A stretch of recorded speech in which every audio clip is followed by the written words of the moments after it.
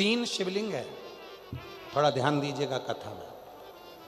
जो बेटा बेटी कहते हैं कि मुझे सफलता नहीं मिल रही, जो दुनिया के लोग कहते हैं मैं असफल हो रहा हूं, मुझे सफलता नहीं मिल रही, 3 शिवलिंग का वर्णन किया गया। पहले नंबर पर है लाल मट्टी के शिवलिंग का।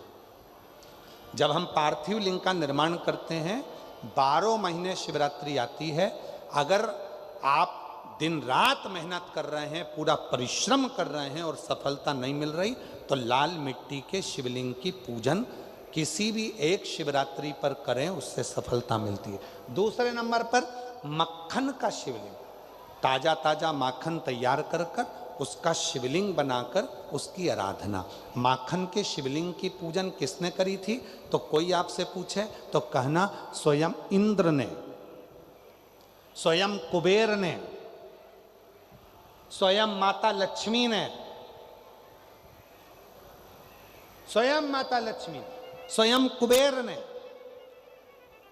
स्वयं इंद्र ने माखन के शिवलिंग की आराधना करी, मक्खन के शिवलिंग की साधना करी, शिवलिंग का निर्माण कर उसका पूजन कर उसका विसर्जन। और तीसरे नंबर पर आता है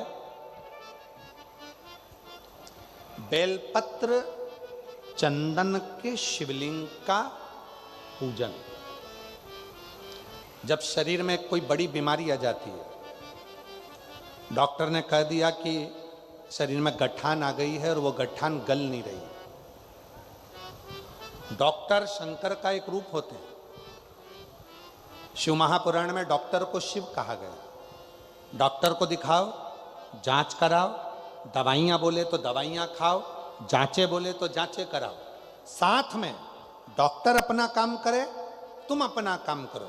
कहीं बेलपत्री का यदि कोई पेड़ मान लो सूख गया और कोई पेड़ सूखा हुआ है, और वो सूखे हुए पेड़ की अगर कोई लकड़ी मिल जाए, उस लकड़ी को घिस घिस कर उसका चंदन इकट्ठा करो, चंदन से शिवलिंग का निर्माण करो, शिवलिंग का निर्माण कर उस शिवलिंग की पूजन आराधना करने के बाद एक पात्र के अंदर उसी चंदन के शिवलिंग का विसर्जन कर दो।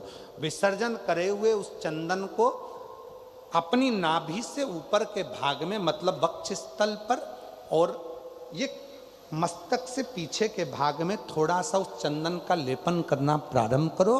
कितनी भी गठान बढ़ गई हो, चाहे बच्चादानी में बड़ी हो, चेस्ट में बड़ी हो, चाहे ब्रेन ट्यूमर हो गया हो, धीरे धीरे वो गठान गलना प्रारंभ हो जाती है और वो गठान पूरी समाप्त हो जाती है। बेलपत्र का शिवलिंग, मक्खन का शिवलिंग और लाल मट्टी का शिवलिंग, ये दोनों शिवलिंग, तीनों शिवलिंग प्रखर होते।